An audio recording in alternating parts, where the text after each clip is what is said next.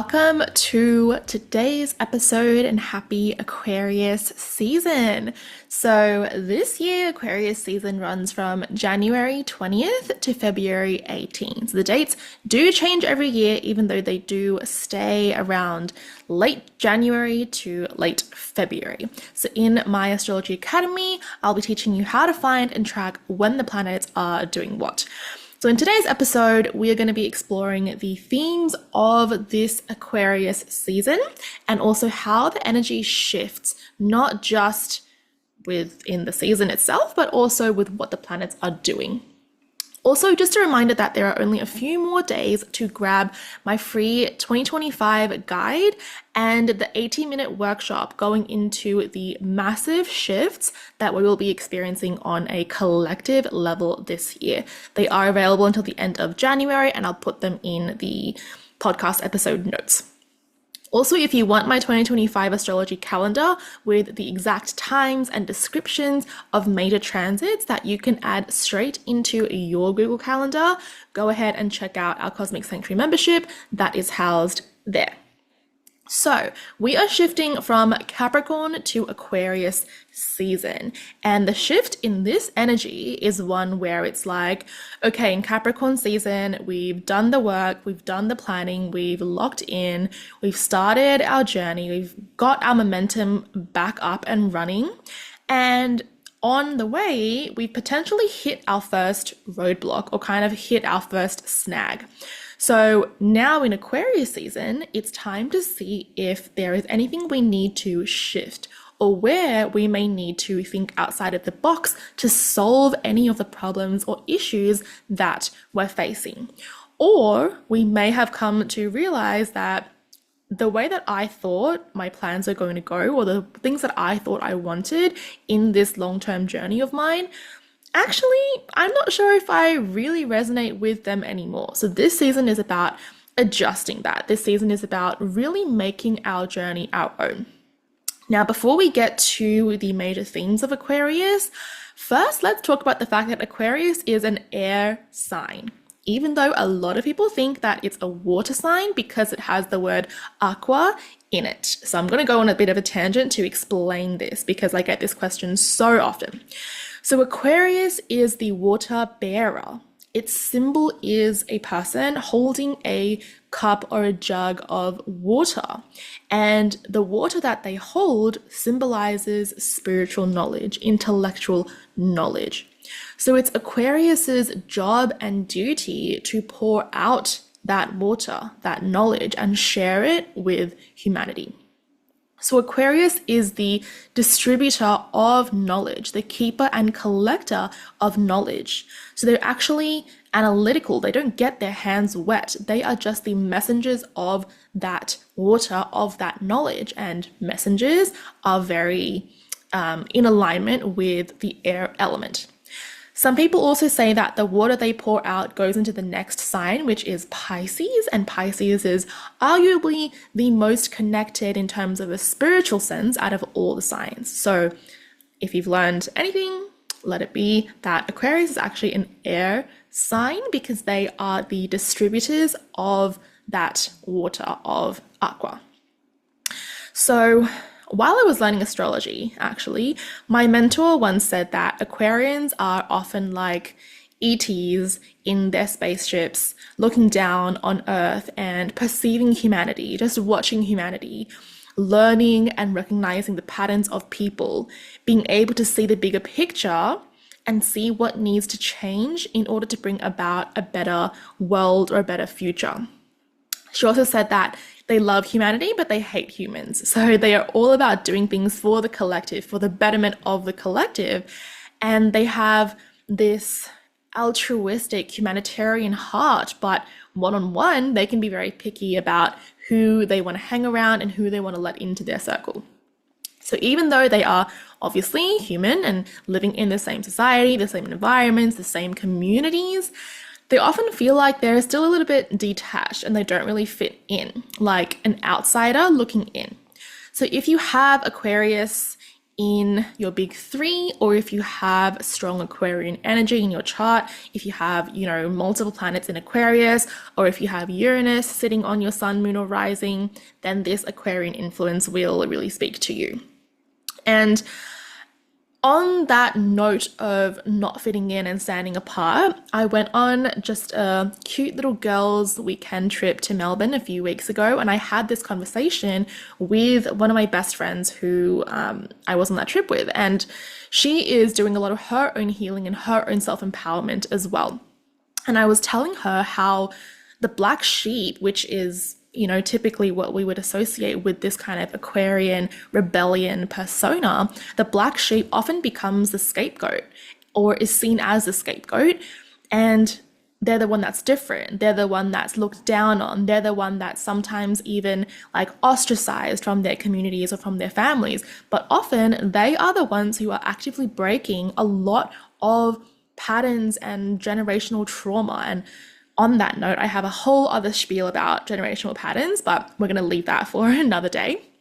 So yeah, like that black sheep Aquarian energy is really interesting to me personally because, and I'm not sure how many of you can resonate with this, but in my own life, I've actually gone from being like the good girl, or as we say in Chinese, the neighbor's kid, to like the black sheep of the community that I'm in, not within my own family, because luckily they have always been very supportive of what I want to do, but within larger communities that I've been a part of. So it's very interesting to say the least about the differences on both ends of that spectrum and what I've learned there.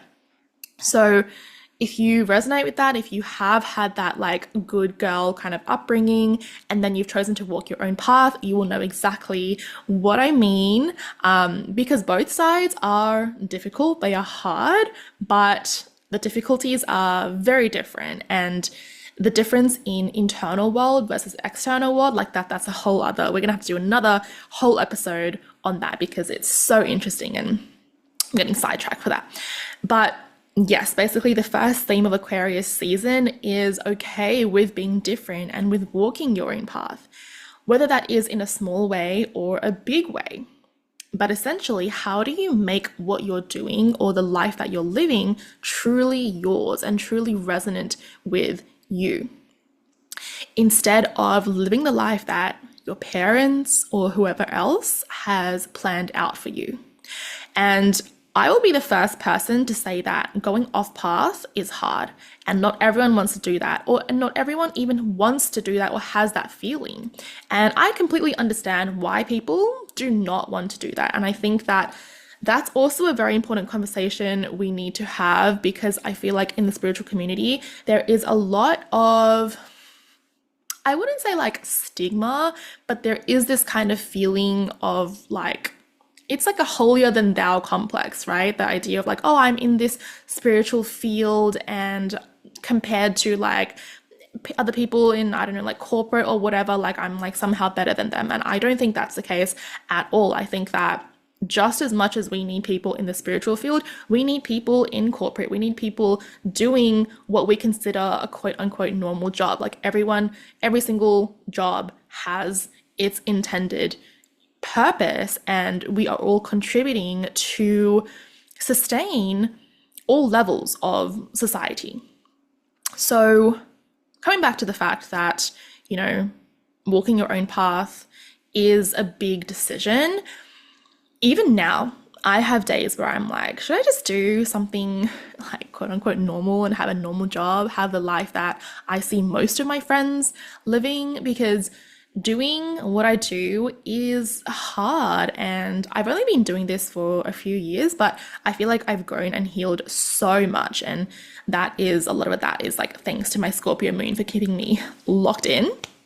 But for me personally, I know that if I don't do this thing that is so different from what everyone else in my community is doing, I will regret it for the rest of my life if I didn't put everything towards expressing and embodying this deeper purpose that I want to bring to the world. And doing what I do, being an astrologer, in this space is also something that I've had to work very hard on to build the confidence around. And also, I would much rather prefer the difficulty and the hard of walking this path than the difficulty of doing what's expected of me. Like, that's again a journey that I've also been on, and very quickly I was like, nope, this is definitely not for me. But standing out, doing something different, this is also where we can hit a low road of Aquarius energy. So like I always say, every single placement, every single energy, these are all archetypal energies that we work with. So as much as there is a positive side or a healthy side, there's also a negative or an unhealthy side. So the low road of Aquarian energy is that because they want to be different, because they want to stand apart, because they don't want to really fit in with the status quo, they can fall into being rebellious or contradictory simply for the sake of being different, and not because there's a deeper, authentic reason for them to stand against whatever it is. And I have strong Aquarian energy in my chart. I have Uranus on my rising. So I also fall into this, and it's just about catching myself and being aware of like, oh, okay, I'm triggered right now and I'm reacting because I don't like people telling me what to do, for example. And that's something we'll discuss later as well, because freedom is also another key theme of Aquarian energy. So this ability to call yourself out and be real with yourself is really important, because with Aquarius being a fixed sign, it's really easy to get into a mindset of like, oh, it's my way or the highway, and just be really fixed and stubborn in your ways. So it's good to be fixed in your ways when there is a better solution that you can see and you're like, I am going to do this. But it's also necessary to know when to also take on other people's opinions. And I wouldn't use the word like conform, but like conform. Okay, so moving on to our next theme. Aquarians are also very futuristic. And if you think back to the analogy that I used from my mentor about them almost being like extraterrestrials, kind of looking down on Earth and like observing humans and observing humanity. So Aquarius can see the bigger picture. They can see ahead. And so often their ideas and their thoughts are so forward that everyone else is kind of like, what are you talking about? Like, I don't understand you at all. And this also plays into them standing out and kind of being different and not really fitting in. But everyone else doesn't really get them or has a harder time understanding them because they haven't reached that point yet, whereas Aquarians are already there. And it's very easy for Aquarians to do something called future tripping, which is like they just think ahead and they almost like live in the future. So if you have Aquarius energy, strong Aquarius energy in your chart, this is a reminder to come back into the present and ground into the present and ground into your present body as well. So on a general basis, you can think of Aquarian energy as representative of the parts of us that are different, that don't fit in. And if you even look to wherever Uranus sits in on your chart, that directly speaks to where your individuality lies and where you need to find almost a level of like comfort and peace in standing out and in being different. Which, if we compare it to Capricorn, which was a season that we just came out of, is quite different, because Capricorn is kind of like, just put your head down, do the work, follow the path laid out in front of you. And then Aquarius is here asking, okay, well, how might I want to do this a little bit differently? What might I want to do a little bit differently so that I can really make this my own path, even though it looks similar? And by doing so, I can then show and influence the communities that I'm in to also embrace their individuality, embrace what makes them unique. So last season, I talked about redefining what success and also what wealth means to you, and not just in a financial or a material sense. What does it mean for your life? If you have done that, then this season's air energy can then help you to identify and work on any beliefs or stories you carry, because again, air has to do with our mind. So any beliefs or stories that you carry that are perpetuating and reinforcing habits or patterns that are holding you back from really embracing and owning either your unique path or even your unique self. So, are there parts of yourself that you are still hiding or shaming or suppressing? So, this liberation, this freedom, is another theme of Aquarius. And this is one that most likely you have heard over the past year or two with all the conversations around entering the age of Aquarius. And I have a whole other tangent to go on with that, but again, that is a convo for another time. I swear I have to bookmark all of these like different tangents and thoughts because I just have so many that I can go on. And I am a Gemini as well, so I'm kind of like a professional yapper, basically. Like I can just talk and talk and talk. But we are staying on course. Okay, freedom and liberation in terms of Aquarius energy. So this can be in the way we think, in the way that we live, in the way that we show up as who we are. Now, Aquarian energy does not want to fit into a box. It wants to break out of the box. And this is a quick tangent that I do have to go on because it's really interesting. Lately, I've been having a lot of clients with this combination of Aquarius and Virgo energy in their charts. And if you have this is actually really difficult because it can feel like you are trying to break out of the box that you yourself are building around yourself. Because Virgo likes to do things by the book. They're like, what do I need to do? I want to do this detailed. I want to do this right. And then Aquarius is like, screw that. Like, why do we need rules? Let me just do it how I want to do it. So if you have this combination of Virgo and Aquarius, I don't know, intuitively, I was just like, this is something that I have to talk about. This is an interesting thing to think about and kind of just start to unpack for yourself. So on a personal level, it's about this freedom of being who you truly are.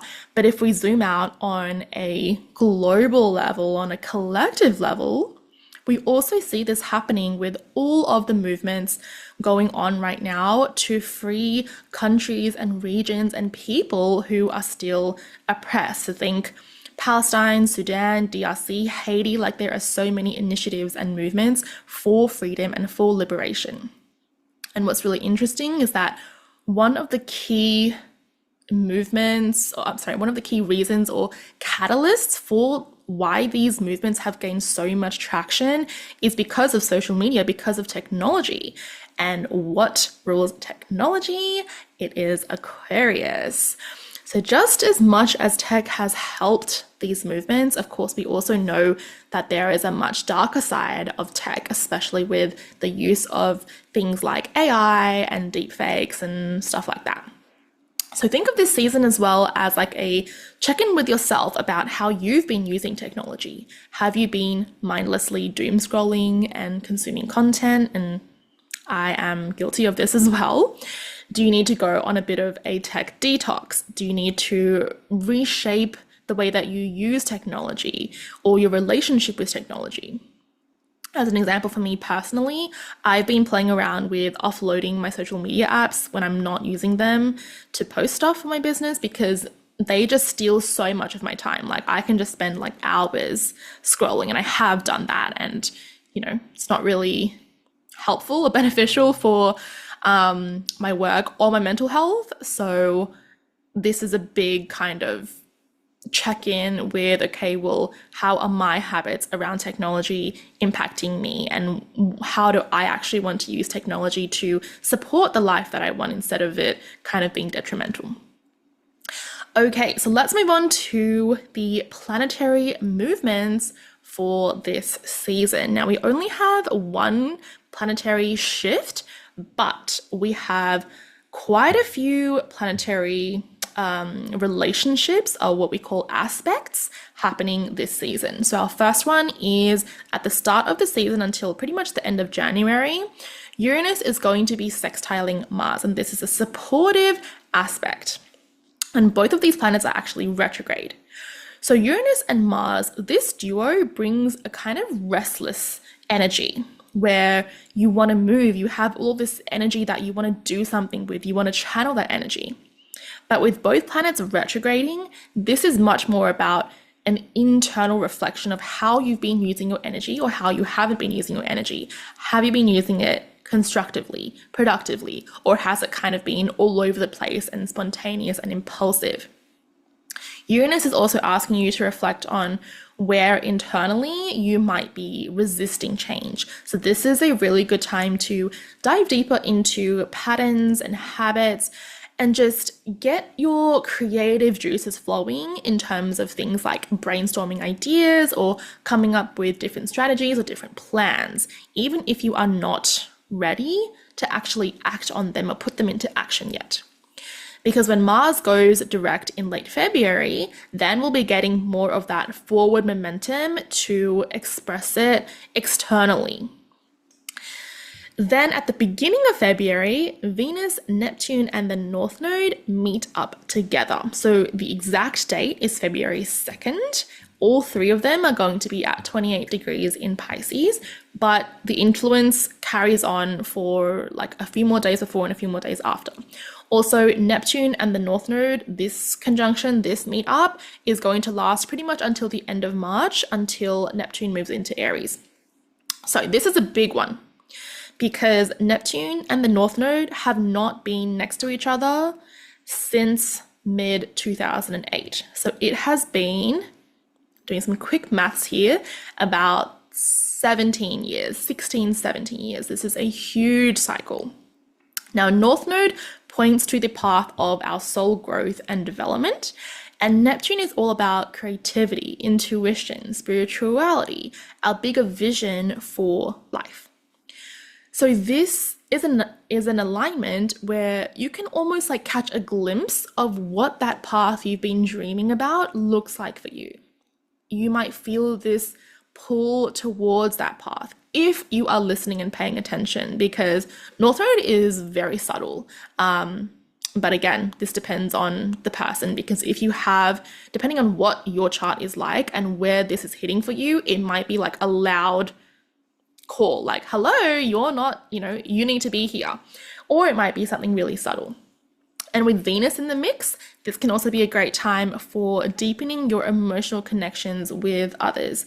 And in my 2025 forecast that I was doing at the end of last year for my clients, a lot of them have wanted to work on their relationships this year.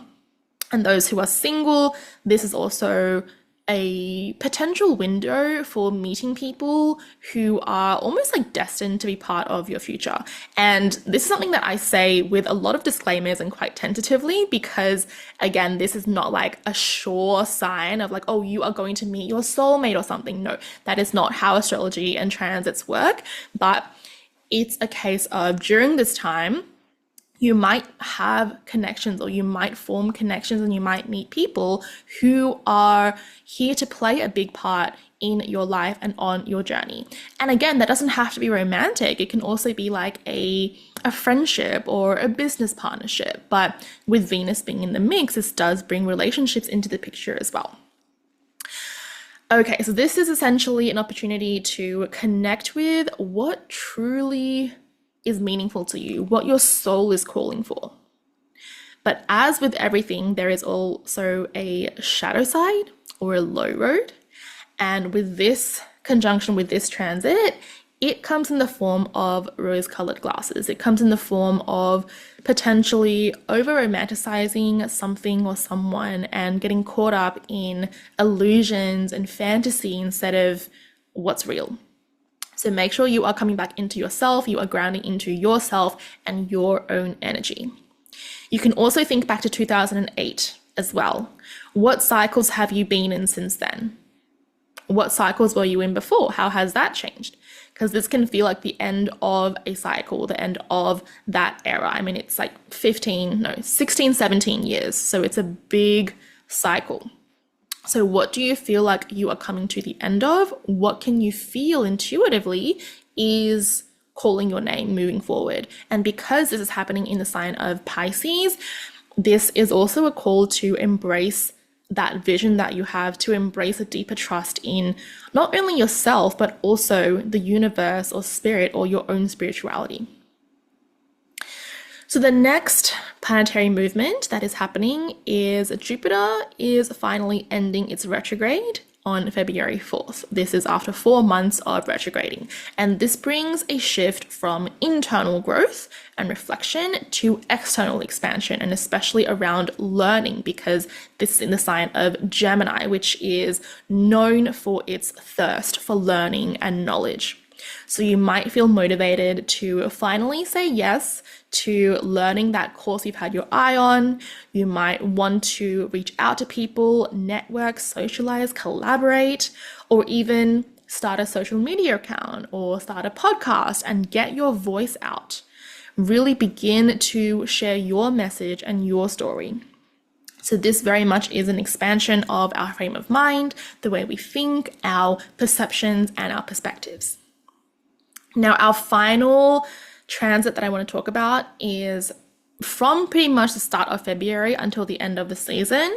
Mars squares Chiron, and it's also trining Saturn. So we'll talk about these one by one. So firstly, Mars squaring Chiron. This is a tense aspect that highlights wounds that are related to how you've acted or how you haven't acted, your independence or lack thereof, how you've asserted or haven't asserted yourself. Basically, any wounds that have come from a clash with power or a clash of power and energy. So maybe you have stood up for yourself in the past and you were met with resistance and suppression and being shut down. Maybe you haven't stood up for yourself in the past, and because of that, you stayed in something or you went through something that was really hurtful as a result. So this is a window that is really challenging you to face and confront those wounds, and in the process, really take back your own power and your own sovereignty. Then we have Mars trine Saturn. This is a supportive aspect that almost helps to balance out the intensity of that Mars and Chiron square that we were just talking about, because Saturn is grounding, it is stabilizing. So it helps you to channel Mars's energy in a way that is much more focused and structured and disciplined, as opposed to like explosive and spontaneous and uninhibited. So it's less about impulsive action and reaction and more about taking thoughtful, deliberate steps towards your longer term goals. So think about how can you build structures and foundations that hold you up on your path and allow it to become a sustainable thing for you. And it's so funny, I have this image in my mind of, you know, those like Looney Tunes cartoons when they're running and then they run off a cliff, but then they don't realize that there's no ground underneath them. So they're kind of like suspended in midair for a second, and then they look down and they're like, oh my God, I have like nothing underneath my feet. And then they like fall down. That's almost like that Mars action without Saturn's ability and support. So really you want to think about, how do I actually make sure I have ground underneath my feet where I'm going? And if there isn't, how do I build a bridge so that I'm not just kind of running and then suddenly realizing like, oh crap, like I have nothing actually holding me and supporting me. So that brings us to the end of our planetary transits and movements, and also the end of our Aquarius season podcast. That is what is happening this season and what you can expect and what to watch out for. Thank you so much for tuning in. If you have enjoyed this episode, please leave a rating and a review if you feel called to do so. And if there are any topics you would like to explore, don't hesitate to reach out and let me know. I am a generator in human design, so I love responding to things. That is where I am at my best. So again, thank you for tuning in today. I will see you next season for our final astrological season of the year.